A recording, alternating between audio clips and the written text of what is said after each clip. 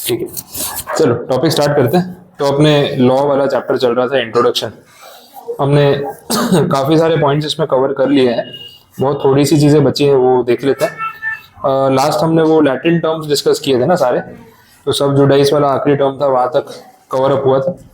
उन टर्म्स में से आपको कुछ पूछना हो, कोई क्वेरी है? जो कल पढ़ाया उसमें से कोई टर्म नहीं समझ आया, ऐसा कुछ? क्लियर है सारा? ठीक है। इसके बाद देखो जो टॉपिक है, that is related to understanding a citation of a case। हाँ, citation का मतलब है केस का रेफरेंस देना। जो केस लॉज हुए हैं ऑलरेडी पास्ट में, उसको रेफरेंस के तौर पे यूज करना।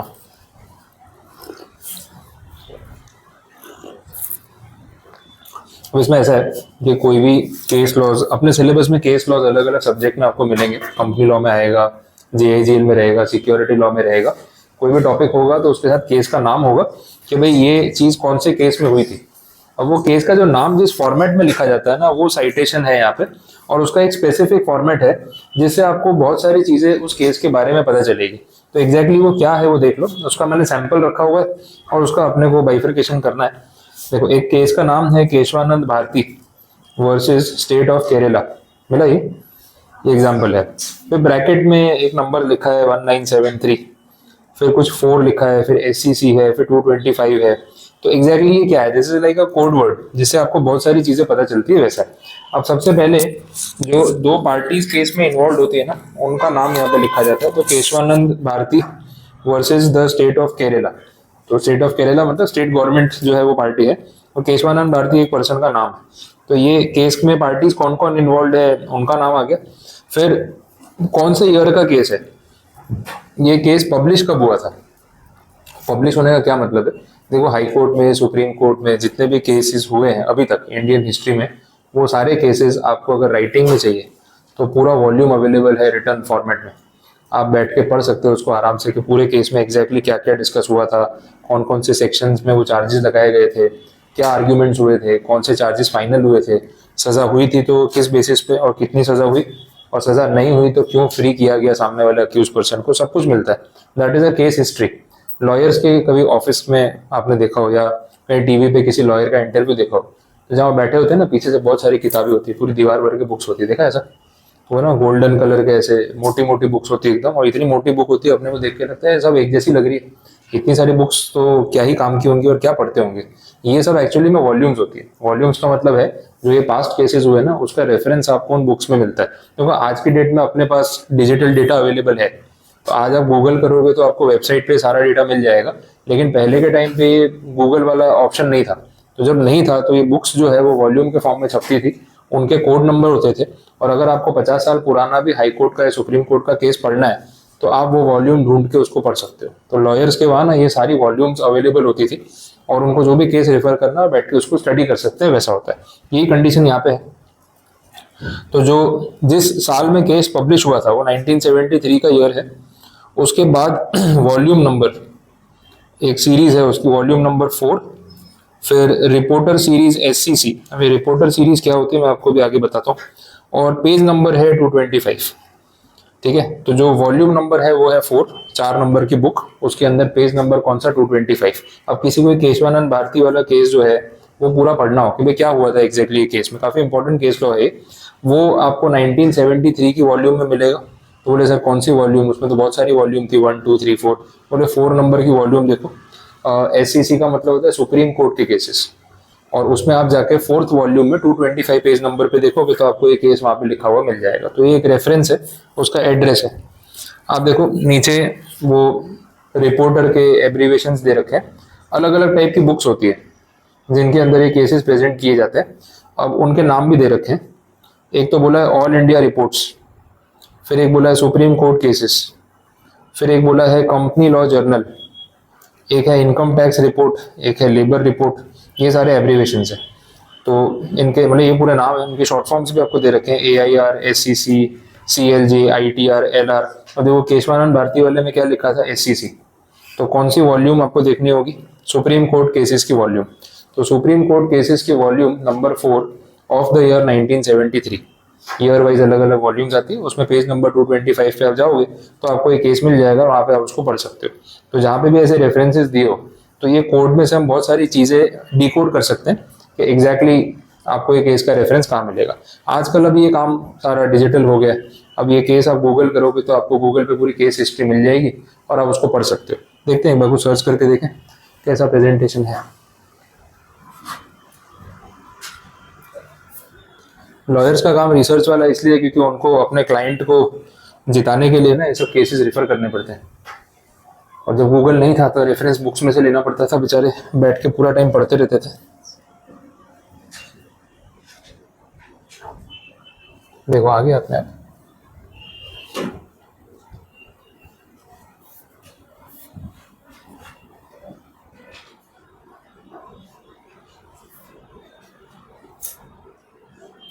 ये काफ़ी important case law legal history में माना जाता है। थोड़ा बेसिक डिटेल है इसकी। It was a landmark decision of the supreme court of India that outline the basic structure of the doctrine of Indian constitution. The case is also known as the fundamental rights case. Fundamental rights को लेके इसमें कुछ चीज़ें discuss हुई थी। अब अगर ये पूरा केस आपको देखना हो तो वैसे वेबसाइट्स मिल जाती है कि indianqanun.org करके है, काफ़ी फेमस है। तो इसके ऊपर आपको केस का पूरा रेफरेंस मिलता है।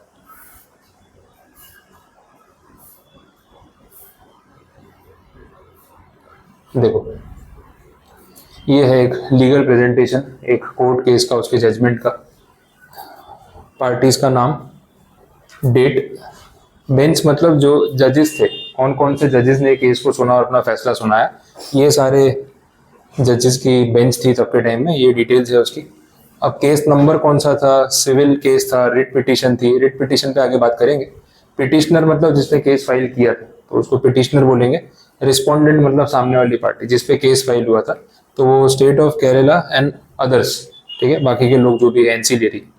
जजमेंट की डेट 1973। बेंच में ये सब लोग थे। जजमेंट क्या था वो यहाँ पे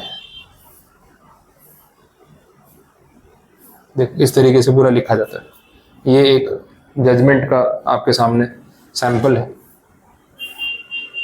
देखो पूरा ही लिख के दिया जाता है।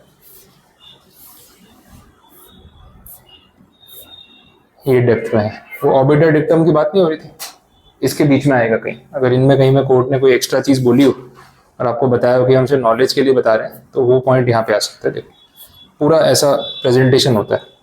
तो जब इतना डिटेल में कोर्ट अपना जजमेंट लिख के दे रहा है तो फिर आपकी सारी कंफ्यूजन यहाँ से दूर हो जाती है। अब ये सब चीज़ें वॉल्यूम्स में होती है। अब जब कोई लॉयर को कोई केस रिफर करना हो तो रिसर्च करते हैं कि ऐसा मैटर पहले कौन से केस में हुआ है, हाई कोर्ट में हुआ है, सुप्रीम कोर्ट में हुआ है। सुप्रीम कोर्ट तो एक ही है चलो, लेकिन हाई कोर्ट कितने सारे हैं, तो हर हाई कोर्ट की वॉल्यूम भी आपको सर्च करनी पड़ेगी कहाँ पे ऐसा केस मिलेगा। फिर वो लोग ये सारा बैठ के पढ़ते हैं कि भाई कोर्ट का व्यू क्या है, जज का व्यू क्या था केस में, वो क्या सोच के ऐसा डिसीजन दे रहे थे, वो सोच को समझने की कोशिश करते हैं। फिर अपने क्लाइंट के लिए डिफेंस या फिर उसके फेवर में अपील करनी हो तो वो प्रिपरेशन करते हैं और कोर्ट के सामने पॉइंट्स रखते हैं। अब जब पॉइंट्स रखते हैं तो वो ये केस का रेफरेंस भी देते हैं कि सर मैं साइटेशन दे रहा हूँ कि ये वाले केस में ऐसा ऐसा था और ऑनरेबल हाई कोर्ट ने, ऑनरेबल सुप्रीम कोर्ट ने ऐसा ऐसा डिसीजन दिया था, तो उसके बेसिस पे मैं अपने क्लाइंट के फेवर में रिलीफ मांग रहा हूँ या उसके बिहाफ पे अपील कर रहा हूँ, जो भी सिचुएशन है। तो ये देख लो खत्म ही नहीं हो रहा है, देख रहे हो कितने सारे पॉइंट्स। ये सारा जजमेंट का पार्ट है। अब सोचो लीगल सिस्टम आप बोलते हो इतना स्लो है, कोर्ट केस में इतना टाइम लगता है, प्रोसेस कितना स्लो चलता है, ये सब चीज़ें लिख के देने में टाइम लगेगा या नहीं लगेगा। अगर ये तो चलो सुप्रीम कोर्ट है, कोई लोअर कोर्ट ने डिसीजन दिया हो तो जो आप चैलेंज करते हो ना डिसीजन को, वो इसके बेसिस पे होता है। पहले आपका लॉयर जो है वो सेशंस कोर्ट या डिस्ट्रिक्ट कोर्ट का ऑर्डर पढ़ेगा, उस ऑर्डर में टेक्निकल फॉल्ट्स ढूंढेगा कि भाई मैं इसको किस बेस पे चैलेंज कर सकता हूँ, फिर वो अपना पूरा प्रिपरेशन करके हाई कोर्ट में अपील करेगा। तो ये लिखा हुआ जो है वो कोर्ट की तरफ से भी एकदम पक्का है कि भाई ये फुल एंड फाइनल है, तो वो लिखने में बनाने में टाइम तो लगने ही वाला है। अब ये सब चीज़ें अपने चैट जीपीटी के पहले के ज़माने की बात कर रहे हैं, तो ह्यूमन माइंड सोच के लिख रहा है, उसमें टाइम तो जाएगा, तो खत्म ही नहीं हो रहा है। दिख रहा है ये सारा जजमेंट का पार्ट है, जजमेंट ही चल रहा है। देखो 70 पॉइंट्स हो चुके हैं, कितनी सारी डिटेल्स है। तो इतना सारा ड्राफ्ट करके लिख के देने में लीगल सिस्टम में जो लोग बैठे हैं उनको भी तो टाइम लगता होगा। तो this is not an easy task, इसलिए कहीं ना कहीं चीज़ें बहुत स्लो हो जाती है। तो अपनी जल्दी में होते हैं, अपने को डिसीजन चाहिए, प्रैक्टिकली सिचुएशन डिफर करती है। बोलो आया समझ में, पता चला? तो दिस इज साइटेशन। चलिए आगे देखें। अब टॉपिक तो ये लास्ट ही था, इसके पहले जो टॉपिक्स थे उसमें से जहां मुझे आपको लैंग्वेज रिलेट करानी है वो मैं करा देता हूँ। इन बिटवीन कोई टॉपिक पेंडिंग तो नहीं था ना एक्सप्लेनेशन वाइज?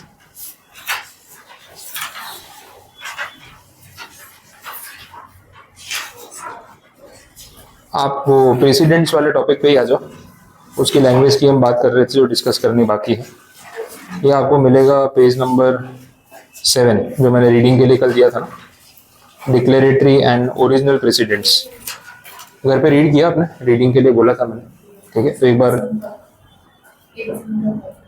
हाँ अच्छा एग्जाम को पढ़ रहे हैं। नहीं तो ये तो फिर दोनों चीज़ें साथ में मैनेज करनी पड़ेंगी आपको, रीडिंग वाला जो पार्ट है। हाँ ऐसे बहाना नहीं दे सकते, ठीक है चलो कोई बात नहीं। एक बार अभी लैंग्वेज तो रिलेट करते हैं, आप जिन्होंने पढ़ा होगा अभी आपको आइडिया लगेगा अभी पढ़ने से क्या फर्क पड़ता है। देखो, according to Salmond, a declaratory precedent is one which is merely the application of an already existing rule of law. An original precedent is the one which creates and applies a new rule of law. Page number 7 जो image है उसके नीचे से, ठीक है? यहाँ पे बोला डिक्लेरेटरी प्रेसिडेंट वो है जो रूल ऑलरेडी एग्जिस्ट करता है, सिर्फ उसके बारे में बता रहा है, उसके एप्लीकेशन के बारे में बता रहा है। लेकिन ओरिजिनल प्रेसिडेंट वो है जो एक नया रूल अप्लाई करता है। मैंने आपको बोला फर्स्ट टाइम ऐसा कोई डिसीजन दिया गया जिसके थ्रू जज ने एक फैसला सुनाया था, that is called an original decision. अब यही फैसला आगे बाकी के कोर्ट यूज करने वाले हैं, ये बात अपनी हुई थी आगे। इन the case of declaratory president the rule is applied because it is already a law. जो ऑलरेडी कानून है उसी को एज अ रूल अप्लाई किया जा रहा है। मैंने आपको ये बोला भी था कि टेक्निकली ये प्रेसिडेंट है ही नहीं, जैसे थियोरेटिकली उन्होंने टाइप बना दिया, डिक्लेरेशन ही तो कर रहे हैं, जो है वही तो बता रहे हैं। ओरिजिनल वाले केस में क्या होगा, बोला it is the law for the future because it is now applied, ठीक है, nothing new. In the case of advanced countries declaratory precedents are more numerous, the number of original precedents is small but their importance is very great. They alone develop the law of the country. They serve as good evidence of law for the future. A declaratory precedent is as good as source of law as an original precedent. The legal authority of both is exactly the same. यहाँ पे बोला है कि अलग अलग countries में चीज़ें differ कर सकती है। बहुत ज़्यादा एडवांस्ड कंट्रीज होंगे तो उनके लॉज और ज़्यादा डेप्थ में होंगे, तो प्रेसिडेंट्स की ज़रूरत कम पड़ती होगी। जिन कंट्रीज के लॉज उतने टेक्निकली साउंड नहीं, अच्छे से नहीं बने, उनको ये प्रेसिडेंट्स की जरूरत ज्यादा पड़ती होगी। कॉमन सेंस वाली बात है। परसुएसिव प्रेसिडेंट क्या है? It is the one which the जजेस are not obliged to follow, मतलब मैंडेटरी नहीं है कि आपको मानना ही पड़ेगा। Which they will take into consideration and to which they will attach great weight as it seems to them to deserve.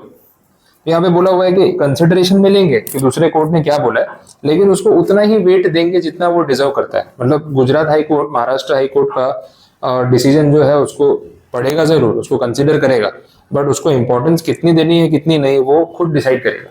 तो कंपल्शन नहीं है फॉलो करने का, ऑब्लिगेशन नहीं है, ये बात अपनी हुई थी।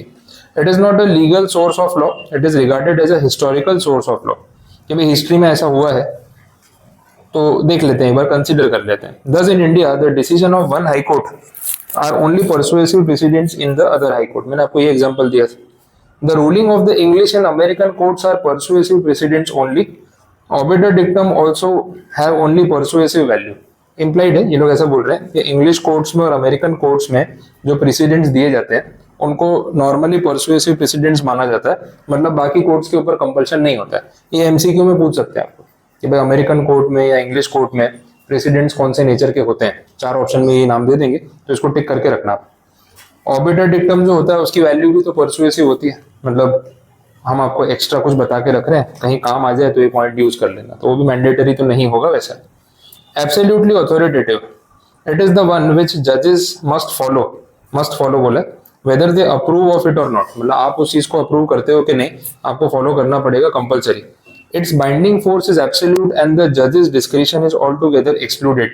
Binding force absolute होने का मतलब compulsory, bind करेगा, मानना ही पड़ेगा।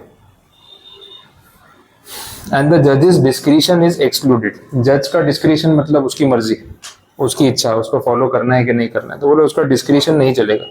Such a decision has a legal claim to implicit obedience even if the judge considers it wrong. आपका पर्सनल ओपिनियन क्या है, वो अगर अपोजिट भी जा रहा है, आपको लगता है कि नहीं यार मेरे हिसाब से तो ये ठीक नहीं है, बट लीगली आप उस चीज को गलत प्रूव कर नहीं पा रहे हो, तो आपको मानना ही पड़ेगा। एक होता है पर्सनल लेवल पे आप मेरी बात से अग्री करते हो कि नहीं करते हो, लेकिन लीगल टर्म्स में मैं जो बोल रहा हूँ उसको गलत साबित करने का आपके पास कोई ऑप्शन नहीं है, तो आपको मेरी बात माननी पड़ेगी। बहुत बार अपन पर्सनल टर्म्स पे किसी का एक्शन जस्टिफाई नहीं कर पाते, बट जब वो एक्शन लीगल है तो फिर फेयर है, फिर क्या बोल सकते हैं, वैसी बात हुई। Unlike a persuasive precedent which is merely historical, authoritative precedent is a legal source of law. Legal source of law होने का मतलब है कि फॉलो करना ही पड़ेगा, ये कानूनी तौर पे लिखा गया है और ये फाइनल हो चुका है। परसुएसिव प्रेसिडेंट में क्या बोला था कि it is only historical source, history में ऐसा एक केस हुआ था, फॉलो करना है तो ठीक है, नहीं करना है तो भी ठीक है। ऑथोरिटेटिव में क्या बोलते हैं, लीगल सोर्स है मतलब फॉलो करना ही पड़ेगा। Absolutely authoritative precedents in India. Every court in India is absolutely bound by the decisions of the court superior to itself. Implied, the subordinate courts are bound to follow the decisions of the high court to which they are subordinate. ये तो हमने देखा ही था, high court से छोटे courts high court के presidents मानने के लिए लायबल होंगे, जितने भी हाई कोर्ट्स है वो सुप्रीम कोर्ट के प्रेसिडेंट्स मानने के लिए लायबल होंगे, ये होने वाला। नेक्स्ट जो पॉइंट है वो भी उसमें एक एग्जांपल है, जो हाई कोर्ट के जजेस हैं, अभी अपन ने देखा वो केशवानंद भारती वाला केस, उसमें बेंच लिखा था, बेंच पे कितने सारे लोगों के नाम थे। कितनी बार ऐसा होता है, 5 मेंबर बेंच, 7 मेंबर बेंच ऐसा होता है, मतलब एक केस को सुनने के लिए 5 जजेस की पैनल बैठी होती है और 5 जजेस में से मेजोरिटी जो बोलते हैं वो फैसला होता है, फिर वैसा रहता है। तो यहाँ पे यही चीज बोली है कि हाई कोर्ट में मान लो एक सिंगल जज बेंच है, मतलब एक अकेला जज है, जैसे मूवीज में देखते हैं एक जज बैठे होते हैं तो उसको बोलते हैं सिंगल बेंच। और एक ऐसी बेंच है जिसमें 2 जजेस या 3 जजेस थे। अब जिस बेंच ने प्रेसिडेंट सुनाया उसमें 3 जज थे और अभी जिसके पास केस आया है वो एक जज है और दोनों हाई कोर्ट की ही बेंचेस हैं। तो इन दोनों में कोई सुपीरियर और इंफीरियर का रिलेशन हो सकता है या ये दोनों जजेस की बेंचेस बराबर मानी जाएगी? 3 जज वाली टीम और सिंगल जज दोनों बराबर माने जाएंगे, भले हाई कोर्ट है, या फिर जूनियर सीनियर का रिलेशन हो सकता है? ऑब्वियसली होगा ना, एक जज के सामने 3 जज की बेंच है।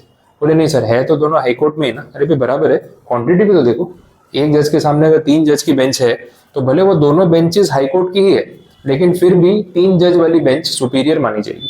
अब ऐसी कंडीशन में जो सिंगल जज वाली बेंच होगी उसके लिए वो प्रेसिडेंट कैसा हो जाएगा? एब्सोल्युटली अथॉरिटेटिव मानना ही पड़ेगा। बात समझे? ये कंडीशन, ये एग्जांपल हो गया आपके लिए।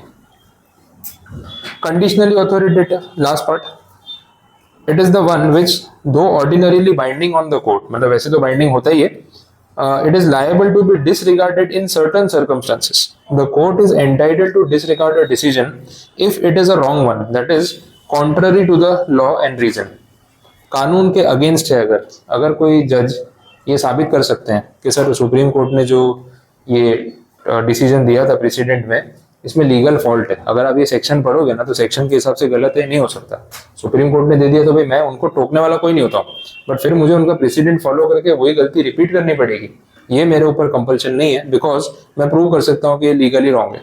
तो वो हो गया कंडीशनली अथॉरिटेटिव, मतलब मेरी कंडीशन है कि अगर लीगली सही होगा तो मेरा पर्सनल ओपिनियन नहीं चलेगा, वो मैं भी मानता हूँ, बट जो चीज लीगली गलत है मैं उसको कॉपी पेस्ट नहीं कर सकता, वो मेरा राइट है। वैसे